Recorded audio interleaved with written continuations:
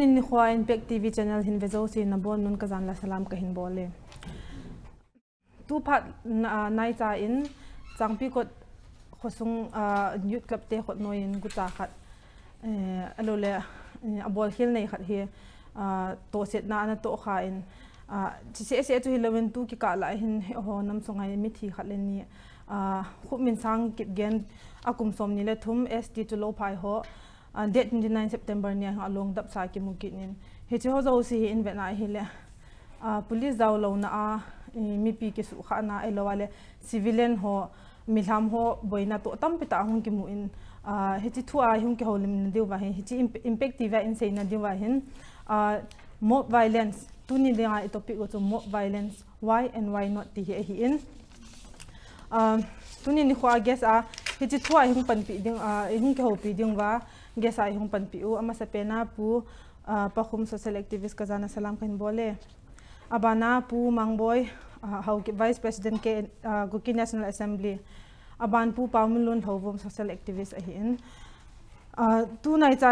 inam sungwa thil so za hi ho le ho ki bol ta bang hivin athi amang pa jong amu ho ki mudo hi lain case achi lajing na lain ele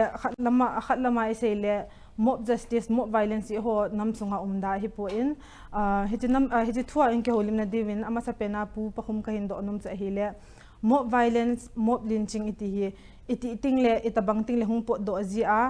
hiti hi police ho thinlal ji ham law and order thinlal ji ham chuto them khan hin explain pi bo mob violence omna sia tampi omthea abi takina Manipur context entale mob violence omna te kha entale communalism ja bang mo hi thei haya se ka ya between different communities mo Kuki community versus Pangal community sidande khara mo akela Meitei versus Naga mo wairan de khara moite kha root cause pen kha politics lai thei waisa anam thila ki mu da na ja khong bangale mob violence kha Manipura thei sekhina thei ina oma wai bana banga thei guta te ja khong bang mo mi hoi lo akela banga angkom na chi adultery mo wai te ja khong bangale mob violence sekebele wai bana thao to te ja khong bangale mo wai te ja khong bangale underground te ja khong bangale mob violence wai bana to law and order hoi lo ja bangale mob violence against the government against police force mo wai te khong bangale mob violence in chen wai jaka bana India context ai etalele wai ke zia kerewa religious difference between Hindus and Muslim mo what is a combale mob violence India ka azaso sema itale wale then again about political difference what is a combale mob violence mo political demands a combale mob violence why bana ma khau ki Europa ma khau ki bangle why tung tang bang tale banga injustice justice de na ja kamo why te ja konvale mob violence something why bana Hindu context enter casteism mo nam niam te to nam sang te ki ka why kala nam sang te nam niam te dominate una ja konvale mob violence then again religious difference konvale enter belief system I kala India larger context banga bong sanek le nek lo di Muslim te khong bang bong sanek ja khong bang wa mob violence song po kya chi khong mo why think kha then again political difference politics interest ja khong bang le mo why te kha mob violence song me ja in thei no ma why te kha hi phot lek chen kan ge nai ki pa min pupa khumin hin hilchin pi chu changam khan ka hin he chen bevin alang khana sayidinga modernity he tu la he gam khang to du dung zui emal ema individuality jong ong ke he do ina for example a cho gay ham alo le tomboy ham hi na iza za de la sanum ham ni danga ki khup tit na society sungwa mi bol bola bol chu tu lai mi to ke bangnum talo mi bol lo in bol ting le society mi ti ham khat alo le mi vet sit na hung ki changa chu apat ang chu mo violence hung po thei hin mi to ki ba lo ting le mi ting le society in het them lo ting le mo violence hung po thei hin hi chi hi abana pu pauminun hovum ka hindo num cha hi le mo violence individuality ji zong an hi ji in guchat la cha se hi po na hi chi a hi itan ga mo violence justifiable them in society sungwa he amasan hitabang phapai dio chin ka thang chule ani nan hi chi impact tv program adinga eho program atum bia in bol pe pu khailun ka dia ka zol pa pu khailun hung sai chung ki pa thu ka sein chule hitabang channa dinga ehin de lena kapu purang haulun hau kip khuli bahi nama chang ki pa thu kan sein ating le tu ni ahung ki khom ge so hin chile naw nu hi no chang no kip no zo si jana ka pin no chang ki pa thu kan sei mob violence ai lo le mob justice ki ti hi hi chi 18th century la ya USA ga ma hung ki pan hin hi cha ko na chun ahung chal lin tu hin India Afghanistan kiti ho Europe kiti South Africa kiti ho tin ahung chal hin ha salo ta hin violence ong ki pan ta na tu hin van noi pum pia hin mo violence lo na gam ta poi ti the he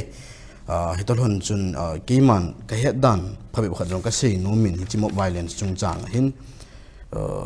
hi chi mo violence e ho di amani pur ga ma yong hin sarkar a government hin satai na za da in hi chi ji chun 2018 ko ma chun December ha chun Manipur government in the Manipur Protection from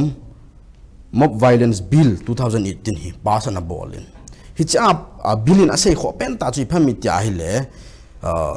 mob violence am ting le hin holo kha dong chi thei chu hi cha ho ta bang ting le hin hi ta bang a thi na to ma hi le hi cha thi mon ne ho chu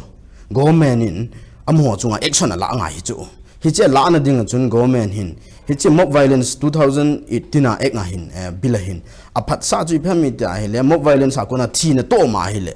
hi cha mon ne ho chu ain khwa sungkul tang ding ti hin then hi che keu chu hi lo wa ama hi cha mon ne ho chu dang ka lak nga yo fine ball ding ti hi government in hi chi aphun do khat choi hin hi chi keu yong chu lo wa India ki vai hom na dang thutan na lin pen Supreme Court ten a south one ki ti hin amo ho yong hin hi chi thu a hin dan hi government hin asim na ding a hin ni se la phat si no ying ti the he a ye chu government hin hi chi dan ya sim lo mob violence kho che ying di ta chu kho hello tam pi chunga ta bang boi nam ding ta ja chu government hin hi chi ho dan le mu la sim na ding ai Supreme Court dong hin tu ni chan gen no jing na lain hi chong hi pe ham ahung phat na ding ka ti dham na hi chong hin jing na lain hi chi keu yong chu hi lovin hi chi yo gam Manipur gam sunga iseya context a se ding a chun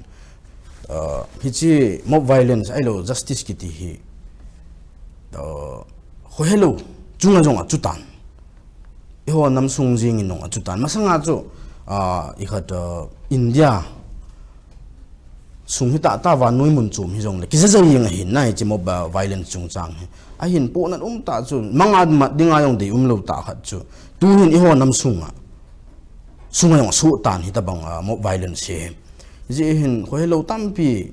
in thina jong atu tan ti the hin na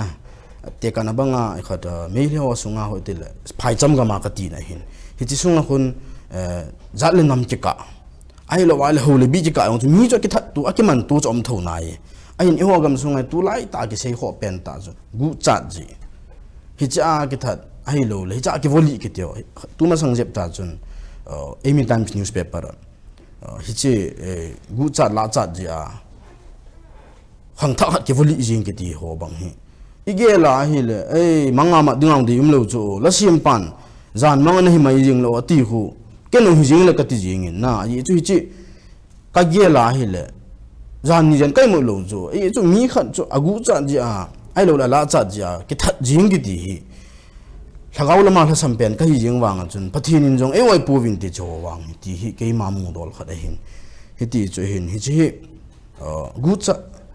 dan dung zu ya na tong lo ai lo la gu cha ti ta ai lo la cha ta i pi jong la ka ti hi thu di lo bol hi ta ai lo la dan la mu nit lo hi jong la ka ti hi ama chu yem tia go na pi ding a lo ma ya yong le police aumin na ai lo le ko dong aumin am dan chu ka ti hi ating le ho chon khan na nei te pui pa khanga pana khan khu nei te hi ji uchun ai ho yong hin pula pa ko na hausa upai nei win tu sei ding hi cho jing an si lo wa am dan chu ka ti hi cho ngan si lo wa ipe ham mi khan in dan le mu la ma khu na choi jing mi khan chu avai cha de gen thei ja ki ve ham bet sit na ki nei nam nan chu cha di mana chu ga be pha te ding ti lung thi ki nei na lai chu ho hin hi cho wang hi dan in jong a phal pon pathin jong num pun tin ka ti hi cho wang bol lo ding in phata hin hi chi kiu jong ju lo win hi chi mob violence hi yo nam sunga hum pan tan hi chi wang hi bol lo ding a phata hi tin ka ye lin na hi chi pa ju government no phal lo kiu yong hi lo gam vai phon pa lo kiu yong hi lo pathin ni no phal lo hin ti phal lo thil hi bol lo ding in ma phata hi tin ka ye le ki pa omin tu chunga jong hi mob violence zala ai ho khangdong khat hin ho achan lo hi chi khangdong pa jong chu ei mi mama hi na a khot la ho jong ei mi mama hi i ti le abana pu mang ba ke hin do num chu henge gu chanan te la chanan te agu cha tu dong zoya chun adol ta punishment adol ta got na chu de hi na thina lom nong chan hi lo me the hi ele cha hi i ho in ku ki te jong dan le mol ne custom ne hi win i ho customer iti thu ana tan jiwam elawale itilam pa na ke bole tu ni kho thu hin so elawale to thu so thinaman na ho hi ana ki avoid thai dem ana ki to da thai dem ho namdana masan phat phai piu pathian thangwat nam han lang chilaya thung ki sei pa hai la hen ka he ti ne ang chai pu na yang le a phat dung zu ya hi thil hong pha na le a to ji ke hi yang le a sei thi ta he nin min phau hin chang le het na chukine hi yang le naw te ni khai lun hin jang ho lun hin nin tim no chi da thei pon tu ap na hin ki seinom le ki seinom hi le hin he chi mob violence tiu abana mob justice kiti he chi chunga hi hung boi de ai tai mob akitia le mi piti na hin mei thei pawa chun mi ja mai ha le mi ma pe atin justice ati le achumba bichal tinam ho pawa chun mei thei pawa e ho adinga chai le thu di a tan na ti hin to ipui pa te wa ne nei chai le gut cha chi tabang hi yong le akibat do ale aliu sawa chu bana chu thila sa yu hin chi cha ki doi lu mo chu khusunga ku na ni dal do yu che hin Israel te pathinin thilani pi na hin dan ni pi na wa ni pi ti ki sudam thila nambol hin don't pollute the land where you are bloodshed pollute the land and atonement cannot be made for the land on which blood has been shed except by the blood of the one who shed it gamsung hi thisan hin asubu hi chi thisan lo thing na ding a chun thildang angai chapoi tul that pa thisan su pa thisan buwa chi sungim thei de het ti ne tunia thil tampi hi si tampi hum ding hi ai wanga e ho guiding principle de hai le hen mihim khat mo tha ki ti pa hi bible in dang dei lo hian chong le hi chi thutan ki ti yong hi e hon i khot nai ki kol cha wal hen thil tampi hi bol khil ding win amin indian government in dang exceptional case buwa hi tul tha ha phal hi to thil su ho hi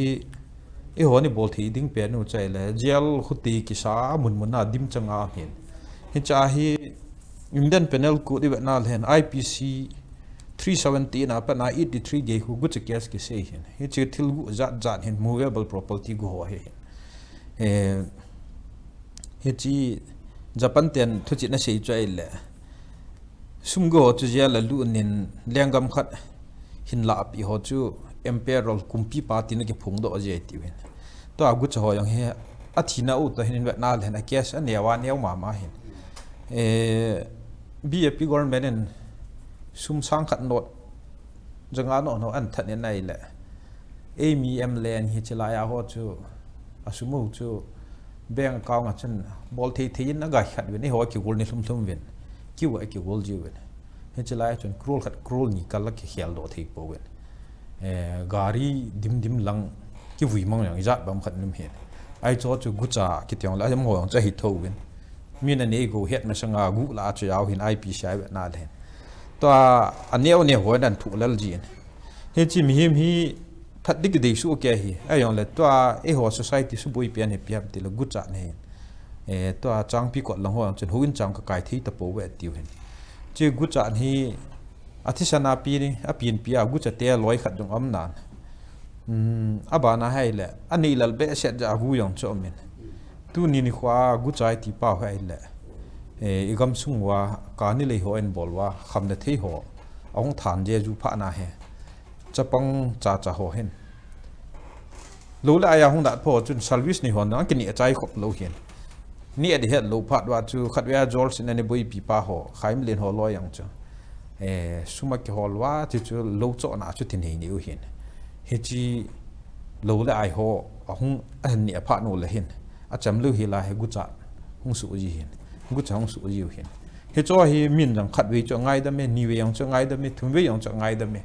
ai wang hung chi wal pha le hen ki ngai dam wang wa chu mi hung so sang kha ji hen he chi ho hi a hi thia le a bolding da ne dang ai pui IPC Indian Penal Code 370 na pa na 83 ge hi hen he cha he police hot kho na pi a phate a second chance speeding hen aji chu mi him hi thagaw ni hi wen athu yang wa jo ai pon mi chon si khat a thi nil hen wana wan til ten no awiangam pui athu ding angap chat pi po we he chi jia hoi thia hen e hon la ya hu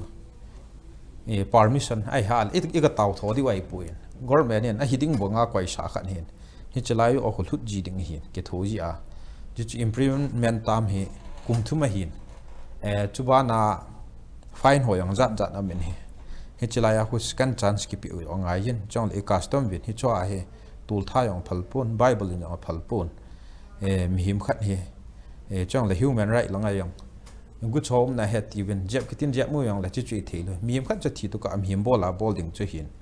to a hi imu lo lai wa shi wal gu cha ti hin ai na thu no chu na le na vet jo ji ai pon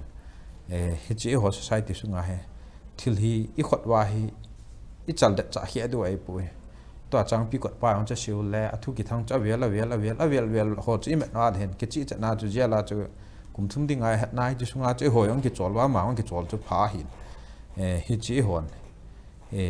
mob justice ti I ho thu tan pa he I custom wa ku na hung chom do hello government di yong hello chong le I hu bin jong aphal jong ai pu I gam chung he num le da le han thil hi to a number fall hin ka ni hin ai cho en bola ku na he hung pung jing hin tu na ki ve ho ai ha le pp ho he iman win hi bangsin thil duty po we ai wanga jel sungai lu na le chun he chi ka ni a hung ki ve ho number fall hin raung ki ve ho chu hung lu hung jiong he da muna yong hi emite population ya na tam dham thia wa nga yen a hin hi cho num ta ki chi mu chu langa hin he pha po wen he thing noi lam kai ho permission ngan ai ha le person a pi wa bol izat bam khat hin jel sunga mo te khiwa ku na ke do nga nei bu ni ai hina mon sei til lo chen gam sunga su thang lo de ti wen ai wa nga a channel sin gam sunga thang thu hin ane ho idal le wa ai ha le min si ta ai mu hin ai wang ai cho ko ma khu ko nai lam cha khu a ki zu nam ki na ki zu no yang chu thu pi ta thu nei wa ho hon protection pi thu ji hin he chi tu nien mob justice ki ti pa he justice chu a hi zo pon he aji chu Indian dan in mi tha ding phal pon chong le e ho ki te dan thing thang mi ho dan ni hi ta ki su mong the phal pon he che a lo thi lo hong chom do ji hin a ve la mi him khat lagaw hi pa mai tai bu ni pathin thu gam tin ai si wa chu a thu pi pian chu mi him lagaw khat be ki hu do le ti hin toy focus ting Bible sim a that ne thanom win Bible sim ding yen hoi lai ga ma ke tol win ai cho ta bang ho khun gam sunga hong do wa adal thil adal wa met thil met wa tau thil tau wa ai gam sunga he e ho chung ma missionary nai to ding pa he ka di sa na kar che ne se bia da ma jo le real si ki tau te ki pa min bu mang boy ne hin sei dan banga chun gam sunga he ve na le root cause hi e khol ka ni ne hi kin na aje chu imatana lo tu ni pi ka ki ku sam da me man na diong lo hin sum ale za chu agu ho chu ku chanan te banga chu hin gu cha sa chu ko ham root cause pe hi ho bo wa society as a whole mo tho bin na ele cha he hiti ka ni kan za he lo wale number 4 ho khamna thei ni ho la he music ipon na che na win he hin la ho la he hung la hin pu pa khum na apon ma khat apon ta ma khat cha hi na ma jong hin chanin jong kam se la chanin jong ke hin ele pu pa khum ko ma ka hin do nom chele he chi addict so he chu chan pur se jong hi lo mun che da manipura thang sa ai tai thang pon te ti wa ma thang pura thang tha jing he ta itiu generation gap hum den ni khat ni le na tua yut hi 50% ung ki chai de atong thei lo de ate se to chapang ni hum ding khana min ate je cho tamma ma jing tan drugs ne hin hi chi a hin upa khum ko ma khen do num cho hi ji drugs ne ho hi chan ge ai ki thopi wa ni khan ni la mo chunga hi enan mo violence hum di he ni khan ni la mo thilan hu ni la mo chunga khot hum ki tha di chi hum ki tha ma sa hi chan ge protection ni pi wa chan ge heal phat wa chan ge ele CSO ho ele le as an individual ibon wa society hi chan ge ki protect theu ham chi pu pa khum ni hin hil chin wa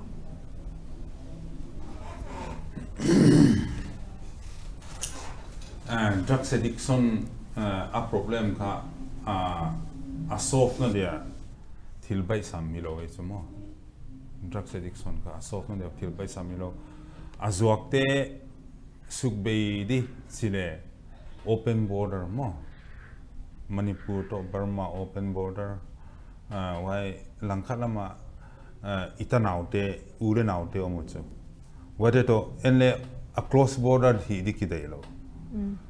underground tele wai cha politician banga mi house businessman te company ki gol mai thai mo wai bana army tele ki gol mai thai mo wai bana politician tele aki gol mai thai so wai zaka he kha thil bai sammi lo wai so a government Burma government army tele ki gol mai thai mo a wai teng wadang na re kha ya center akipat state level akipata ami pite kia hilowa ucha panghom veka I ke le kha mok zo ri lo chin wa changa ye pen kha international trade route ai changa golden triangle ma wai ki pansana en lo local context wa ke ni le international route ai chu wa ja ka he teng ado na dia kha dena ka gen banga state ke hi lo central level wa bana local level ai cha ipan khom ke le kha bai sam lo ri mo wa bana to a drugs pen angol na diwa kha rehab center me so hilele ngai to lo chin rehab center chi chang kha not only Manipur mo Khovel Pumpia rehab center recovery rate kha en lo chen 50% tung lo wala 50% so kha se hi mai la som velu lo som ni velu lo le rehab center alu le 5% 10% mo hilele asangi mai de so a recover tak ki ka ko ja ka drugs addiction drugs ilu nunga so aswa ta na di so wang mama ko ja ka rehab center di ahoi hilele a solution ai a kilo ti chiang sai so netiama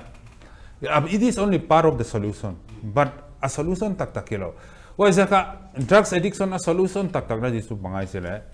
education self-education ma what's awareness what's prevention what a solution di tak iso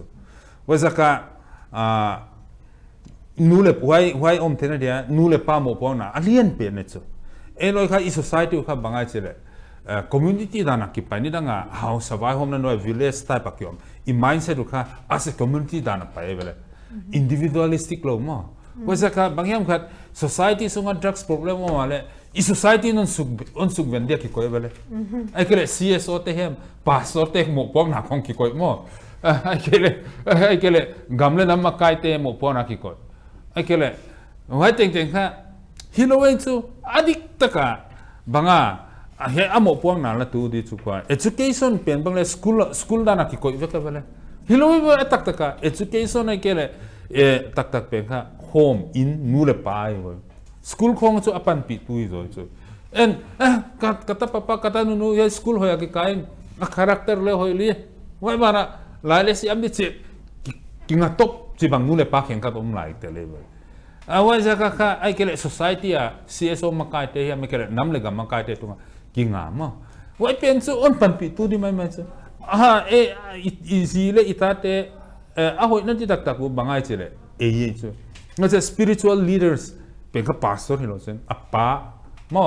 pa pen ne spiritual leaders khalam hin salam le mo nu le pa mo pangkhom di wada na kha elo irresponsibility kha nu le patunga kinga chu ke bang chu ta nei ke chu mo tapani nei ke ni nei ke vele tapani nei nga to kha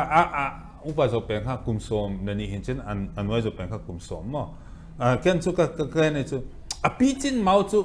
asiat nge wa drugs ya ma hi zu ya ma do no ke le ngol ve kha da ong mo le chu I feel as a parents mo ke mo po kai te kena na kumsom ni le nga kumsom ni le ku kong zile ta ne nu nga chu it is they have good conscience mo conscience yele pathe na hoi tang nei taw ama mo po ki tai so but I can still advise them but the decision is up to them mo but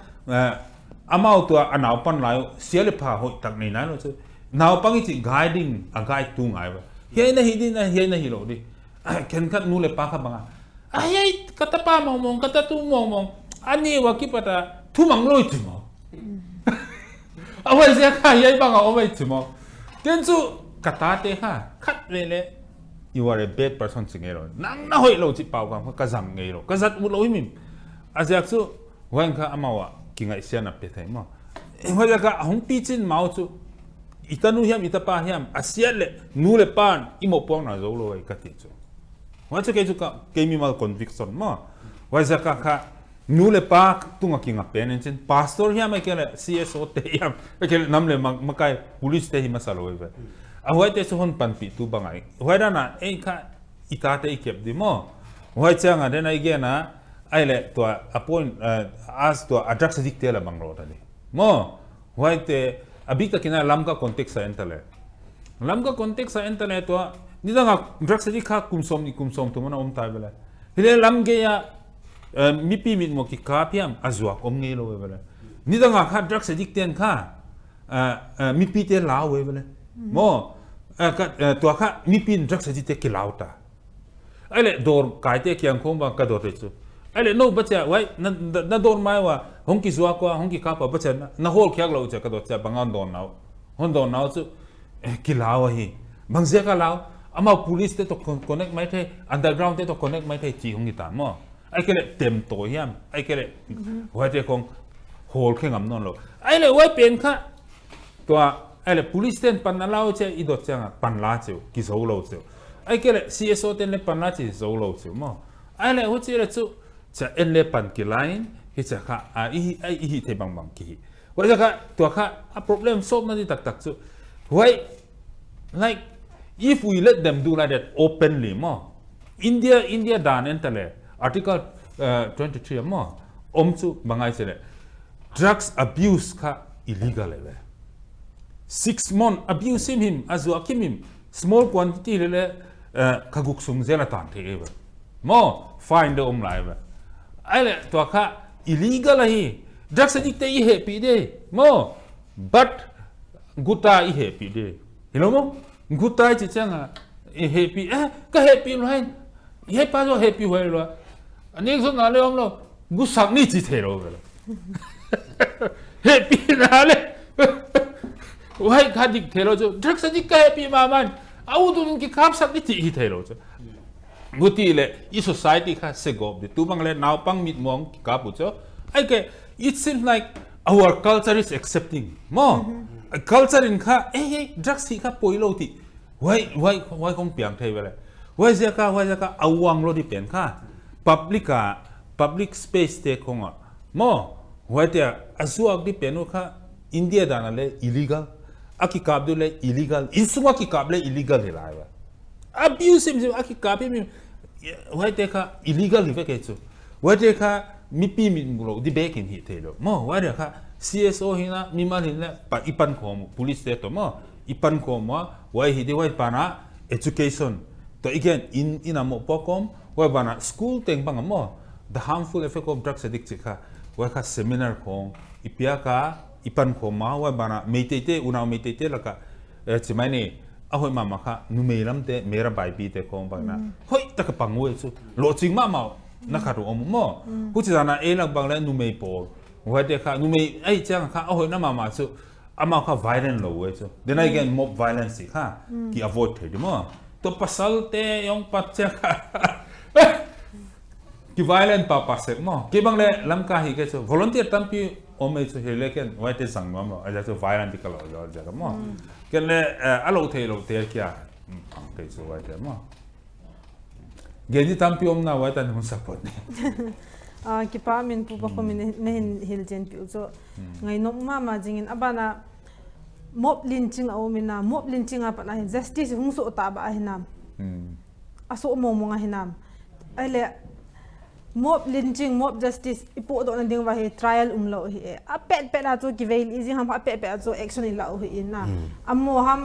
ham elo le ipiti ham ama side of the story of ngai man lo one sided he jing in he ja he hi chota banga hi hung tho kha a victim hoi event na hi le sapang khang dong gu cha ai lo wala minority jo se bang je hindu ho in muslim ho am khat na hitem chota bang minority ho lampang chot lang bang hung hi kit le je awa ho sa kha chu ko le tai ke a le koi man aga bo ajing lo ni kha dong min ai cha hin victim tampet a hi manipur de hin kum khat lai ni ve thung ve mo lynching hi umji ta banga umina phai langa he le keina kat pa ham koi ko ham khat le koi kim ta banga victim ho a he pu pamunun hobum ko ma ka hindo num tele victim ho hi itangya government in justice a provide am itangya government ke thopi am elo he cha cho awang si mo hi jing ham them khan hi mob lynching kiti pen hi khata zatlenam ka yong na boina theita khari cho zatlenam ka boina yong tamta suin for nyau pena ga seding in tuma sangji nga yong chun churichanpur gama khat kokta vela khati he gari khat phai cham mi honan susitan cha ko na chun boina tai langa kon jin hon huilam khana chun susike novin abanin khoelo khat chunga yong hitabang su ki tai ai le hi cho chu injuan hindo banga chu hicha gari ki susi ho hi government in compensate abolding ta chu phai cham mi hong ki phin e holang awang ki phin ki ja poi a hin e holang phai cham mi ho wang chun hichi khat chulchanpur gamsunga mun khat laya inam mi hovin asu sit gari nei te ti de tan na hi cho chun compensate abol ding government ko ma tuma sanga yong chun ki phin e ho hi lungdon yum dan hi ki phin yong he lu hamong ti the hin amo wang cho ki phin win mera pai bi ti ho chun hi chi mon nei lo ipi ham gari ki su sit pi ho hi jale nam ka ja ka ti he hi cho hi government compensate bol while strike ipi ka bol le na sa dan ki phin kin win na hi cho yong e ho hi la sam ji ham ti ham ka he pun amo wang cho government chana compensate bol hi lo le chana ki thu pi ham wang cho ki he ta pun hi yong le mi jo ki phin thel bam khat wang chum te de ti ju ki ma ta san da na hin ating la hi chi in sei ngal ju chon hi chi lynching mob lynching thua ka lunggel ai lo le vet sana da khat ka sei nom chu tu nai cha chon vet sana ding in inam mi ho e ho mi sa khat hi Imphal West a khun kangpu pi district pha ma sang jep cha hin associate na lam ti dei tan na associate na lam chu e pi ja social media la ne cha ji kit chu ani a cha ji chu na sung so se ta na hi le isu pe ho phai cham mi phai khat hin as ki chim na ni yung chu su piu le naw nei lo bol ma bol ta win e yong ji ma cha ki po ye na yong le pathian nung se na society sung wa hi pham a kho lai lai na hung ki pang ji nyau chan social na ki tong hi chi jung jui chun koi man alon ji hello ta cho ma cho associate ti ja chu min a vo jing am dan chu ka ti he a pham associate ti mana chu atu pha chan chu na ga bi ta chu ka ti e chun boi na tan che phat chun inam mi pha khat ho jong hin a hu go le hu zo lo bu cho ai chu mi ki phu tho jing hin tin ka ti he chun aga hu pen on thu tha dingam koi man ma cha lo thei ta poi chi phat chun in nam ho khang tha phe khat hin thang sunga lam kai hol hi ta cho i ho hi lam kai jong hi boi ni le ki hol lo sorry ki pa ni le ki hol lo cho gol wa am khat ai lo le pham til ki pa ni a jong lam kai hol le dol ta koi man ki hol ji pon chong hi society wa deum lo ta khat hin na ai ju CSO lam kai ta ta social ipi lam kai jong la ka ti he ki pa ni invite ding i boi ni le ko di cho cho ai le ho ta boi chong cho i bo lo hin ka se num ta boi ai le cha su in phone ta win a thu chu ka do ai le ka ti mi sa pau chu associate ja chu thu hi chu ai wanga chu inami hi ya chu pan pi ding kyo hi lo wa mob violence na mob lynching hi ta chu ai le avovo violence chu thipai hi ta chu ma chu hi chu hu do nga hi chu ateng le inam ma dinga na tong khat hi na za la yong chu inam mi khat chu hu nga hi ama thip na thip nu chu mai tai ai mi pi ki thua ki vo yeng chu hung thi ta le za le nam ka boin su the hi chu hi je chun panakila in phone thi the ki phone in ka ti hi ale koi ma ki kum ngam poye po na om dan ka ti he police ho ki phone in police hong chu e ho la ho dan hi mob violence hong um teng la police yeng rong hi mol tho pang ki thi cho ho dan chu ye chun police hong chu ki ha kum ngam po na hin dan dung zu ya chu thik mon ne hi yong le khang tha hi nai nam mi khat hin thik mon ne hi yong le ama chu thu tan anga ding di chu police khut ya pe do ding chi police a ko na chi phama ban na proceeding chu ka ti he chi ding do hin chi chu min amo bo na tisana kai tai phone hung ki bol na chu ka ti he tisana kai in khu jong he ta pui anu pa min yong he pui na sei thei ta pui ti chu pau thei lo lewa ki bo ta chu then his part chun police hong ki head sa in police hong ki head sa yong chu ki chai thei ki lo hin aji chu jala nam ka thil so hi hung the hi ji chun ka ti he part chun ul manipur gor khas student union president pa ka phone in ka sein ka se ya ama yong chun he a thuin khol to ta ding 18 a thu khol to cho a khol to jo in phone kin in na mi pau chu hiti ti e thip mon ni ya ki vo he a ki ti ale inami ka ta thip mon ya chu min a vo a chu ki chai the lo chu cha chu ken ka sein ka ta wai tan na ai chu ama yang ki vo vo a hi le ki vo li the hin ama ha chap thu le ya ka ti min lo ne jong the ju do no hi the nam dan chu aso se the chu mi a pha ge gu chu so se lo hi li chu ai ji phan chun he ji ta bang a chu akivo vo a hi le ahung chi teng le na khunung teng le he cha ma chu agu cha ji aphat mo ja chu na vo wa hin ai na hung ki vo le ai khunung teng le ka ti he khoi lo no na mi khat chunga yong chu ki ho na mi chun boin an so the he na ya chu hi chot ta control la ngai ye te chu na ki phone in ala ma yong chun chom khat bi chu aboi pi win a hin mi pam associate na la ma chu pam agu cha ji la cha ji a ka ti he mi chu mi pikit luhan na chu sang wal ti di dan hin ha bo cha police ong thung in koi man lon je te poi ya cha mon nam mi khat lam kai ho convince ngai ki chu pha chun ki phone kin a chu warning ki bol lu hi ta chu sei di ki taw tho lo hi ta na thing ta bang khana boi na hu ma na nam mi khat win jong kampu district sung anywhere district sung a ka ti he boi nan to le mon ka ki po lo di ki ti jing ta chu e cha pha chun na na thu chu pe ham ama chu avo cha tang be min na a ye chu phat na ki sei wang chun inam mi kha chu hu do ngai ya ateng na mob violence na lynching ki thwa ka ti he ai ki hu do lo wale a thi ala thi ta chu ma chu ai wang a chu he ji chu jila na ma hung chi thei ki jila na ma hung chi ai le boi na ha san na hung lu na hi le he ji chu na ki pu di he ki ti bi chu ji pha na chu avo yong cha tang tan ji pha chun police ki solin na police chun akimat ka ti he ai chu thip mon nei chu mi ha ma in ama chu chunga dang ki tang jing thei lo chu ta na theyong dan pathin e chori phat government dan no phal lo hin na teng na pathin nung de yong hi lo chu chi phan chu ama chu police ko na tan police ko na am phana chu athi mon na chung thu ki se ta chu gut kai thei ham na ai lo wala police ho to ai lo le hi cha su si na chung te to chun ka ti he ki ho wa athu chu na ki su la ma hi hi cho ta bang yong chu hi chang chu rislin ta ki la he na an ki la hi hen lang a hi lo wa le ti chun achi mang amo avo bang ki vo sa hen lang hi la ka ti zala nam ka boina su the hi ta bang ma chu vet sana ding khan in jong tu ma sang jep cha yong chun kangpu bi district isu ta min ka ti he hai pi gol hang cha pang pha khat su pau ka la phar nepal lo kho hung ki vo ki na chong chun ai le boina chu ka ti he kala phara peham khat hai pi ho emi chapang thumne liong ke voi ki dile mi jo se WhatsApp tu lai WhatsApp Facebook tan na social media hi tan chỉ lên mà chỉ phải yên chỗ amu dấu xí chun nè chỉ cho anh ít cái ball thấy đi ham họ nó liệt thủ để đi hung bay yên hay tàn na hết chắc xây bằng mà chun anh lại bồi nằm bay yên chỉ lên nằm cái tí ahin hiji ajing nila chun kampu PSP nu amrita sinha in phone hiji di sul hab diu ham na no custom practice jung ja sul ham thayam ai lo wa hi le police thu jong koi man ngai lo hi ta chu ai cho khat lang so sang ka ti he a cho khoi lo khat len ni in khut al ha ji a jong chi le nam til su the min na hiji jong chu pathen nu se ja len ki kum lu nin na sata in ka ti he koi da ki ho kho men chi phat jun thu na nan ki su la me ta he chi le nam ka boina su thei tu ka yinga ho nam sungu wa yong ka ti tam ta thil su me na chul chan pulanga him chul huilang nga ga ri ki hal ho ka ti hi cho compensate ding hi mi pi hi ever yong hi je ngai cho ai chu ipi ham ipi dan dung zu ya chu hi ta bang ho hi ipi ham fight thei ham ti yong min na e ho wang hi khan kho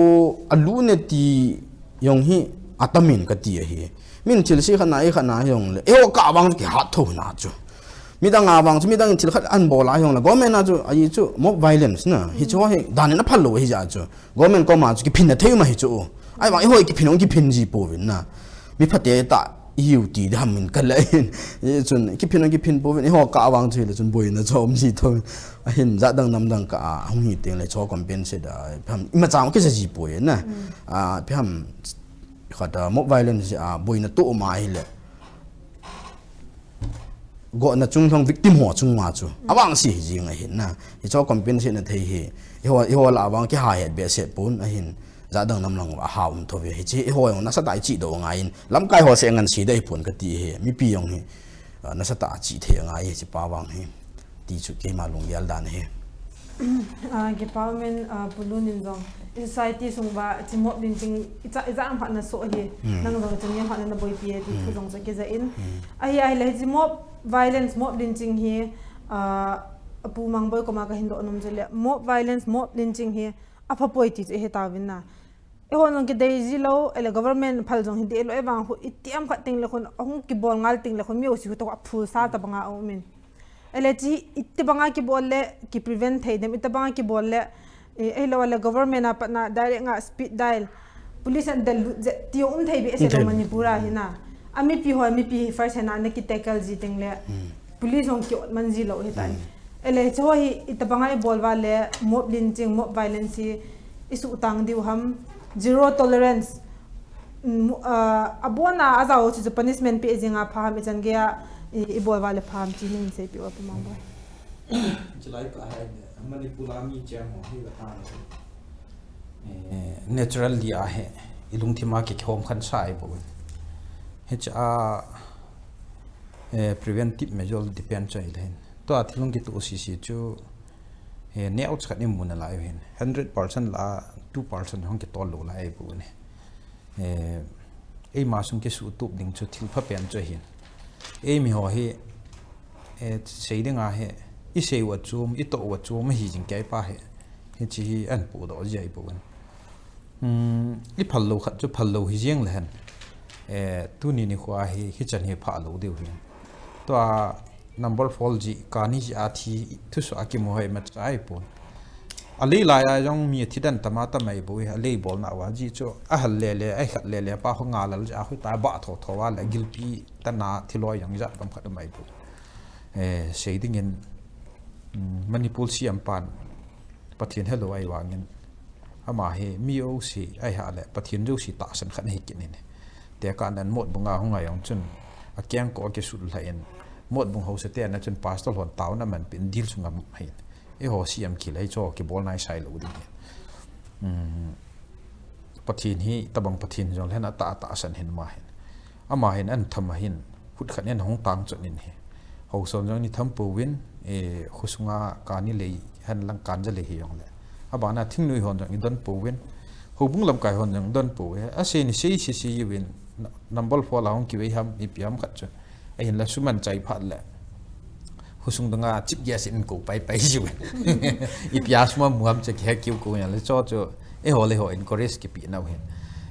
to a hi ta bang prevent bol na tingai ha le to a hi zat dang tong kin awal hen e ho hi amo zo ke pong te te ji ai bu ne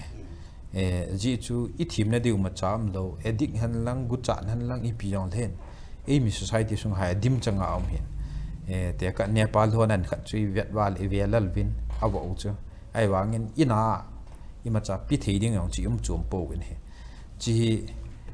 ki ta lo na I pathin thu ta ki tu lo khan hi I zui te gu no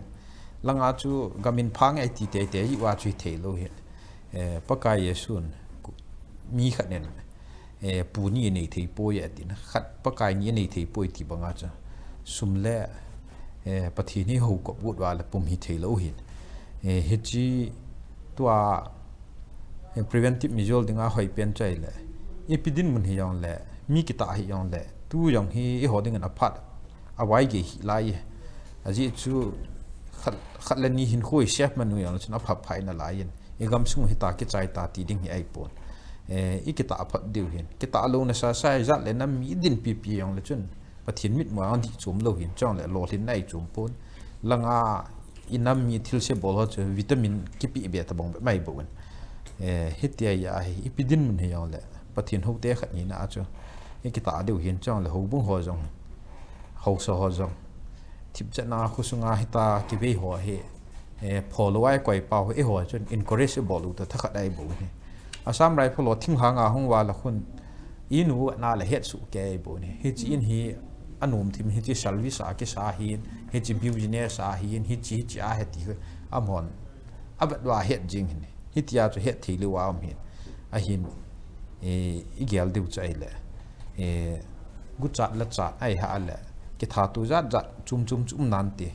a hin thil dang chu hi chi lo le ai ni pa lo le ai ki wi pa he nga phat wal hi cho chu I ma cha het thi ta yong cho hung su do yu pon a hin lo le aya to drugs in invasion and bol pa hin hai chen thil ha suk sit pe nen chi ki ta an nei ta a bel phat nen bel hi yong le wan pathin thulanga he ai ha ala town ho to ki thwa he bol wal hen hal khat chi tin jo diu hin biren ho he milung thim si han lang le thing ba na se ya chom lu kan amol thi chai ta hi chi chaina te yong agam mo ni chat thei lo he tin tin igam van al ha lu ding hin ai hina ma hin lung thieng sela to ne yong tama tam jai bo a het na pu do hin minitin pi hen la le ho he kum som ka ai ki chai diu hin hi chi drugs a ku nai pi ham ti le a thio chu thil chu mai ki ta na ji to ki khana dim chang na ki nen nu me ji to ki khan ho chu se mo lo la net phalo lo su dam thei lo ja bam khat ki nai tan khang ki na hing ding chu ki ba wa da chun mi him lo ma agam dei le wang wa chu am hi mi ngai ni wa le hen upai thei lo hin tu ni kha government in jong an gong yin he chu khoi hol nang ki thu pi ding chang e ho to ding a lo ma zo nan to he ti wa he la thei wa le hen ani nga isai not in not te wa le hen ji sang a mel si sia hung khat ding hin e ki ta hi wa le imit mo na chung chun wang chu mi nu si chan di ni pi le mi tham han la e hoi tham ya le ki ta chu ngai ti chu ke ma de sa ai pe ne ke pa men pumang boy tun pha jong a ke chai na lang hui ta en a chai na pe na dinga chom deu dewa ka hindo onu mu cha hile ama sa pe na pu pa kum ko ma ka hindo onu cha hile drugs in society utan game khan a society win a hile hi cha hin parents ho jong chu I'm first hand na dinga cha amo po pen he ti win na ele cha chu CSO elwal phaya hin to hin ipiham khat group khat hon muntina hin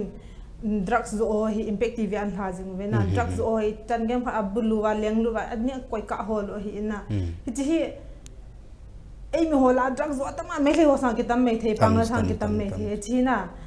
nang malung gela aini na hin ki bulu jing hen na ti amelo wale nang malung gela drugs lam pang he parents ho jong hin na as society as a whole itabang hin bol level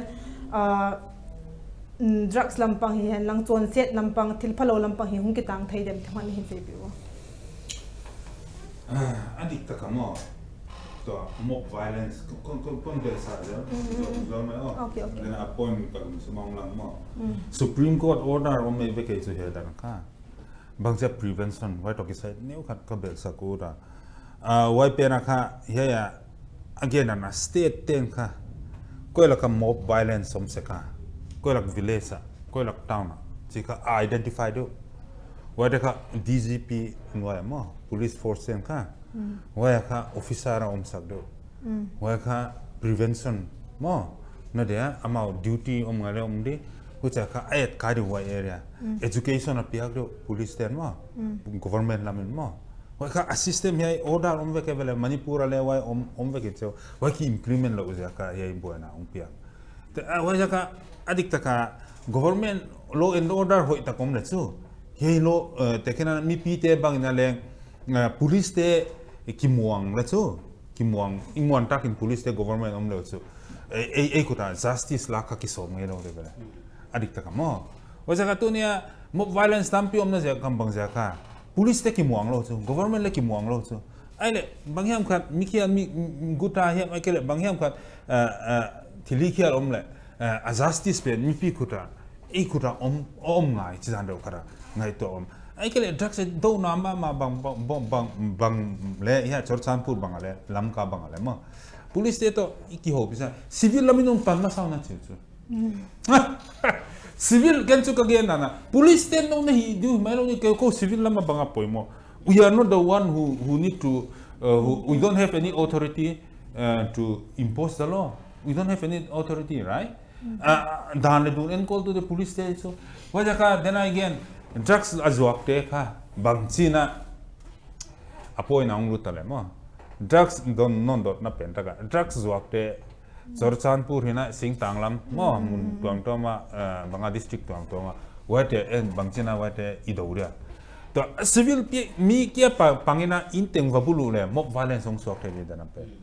More, we don't have actually the legal authority to do that one also. More, a legal authority nei tak te police te vele. But you see, in Manipur, why a legal authority nei lo ten le igamta le it seems we are being permitted to do that. You know more? Actually, legally we are not permitted. But the police or the government, it seems they are silent when the mob violence is happening because we are helping the police and the government doing their job. Yeah, doing their job. And so that is the problem. And so between that, I don't say that I don't totally condemn the police, the government. Yes, as a civil body also we can do our part, and we also have our own traditional customs and rules. No, in that sense that there's a legality in that if we can solve within our own custom and tradition and within our village rules and regulation, we can solve those problems where the problems solved na. Wajaka to again banga when we why itil takna de attack zok te itil takna de so civil body te wabana philanthropies to mo wabana gamle nam makai te wabana social activities te wacha police force te wade ki ho khoma hi the di chaw so bang tana police lam te to ki to kom te huchilowa age po ngenge le kha ne chu boy wari wajaka wade te pang khoma strategy hoi tak bol de huche a pol khat ke va hi mok the hi lo mo I pat le apan to le pang the chu mo for me for example ke mi mala on pan ke chu wa chor san pu ile SP part ke ho ke ba OC part ke ho mo weba DC part ke ho weba na elaka pol apoimo te ka thei mo alo the lo te wate to ke ho ke chu wate thei pin na pang ke chu wa kha ma pa na le progress song om to ja dam wa dan de wa kha I hu ma ho che lo wa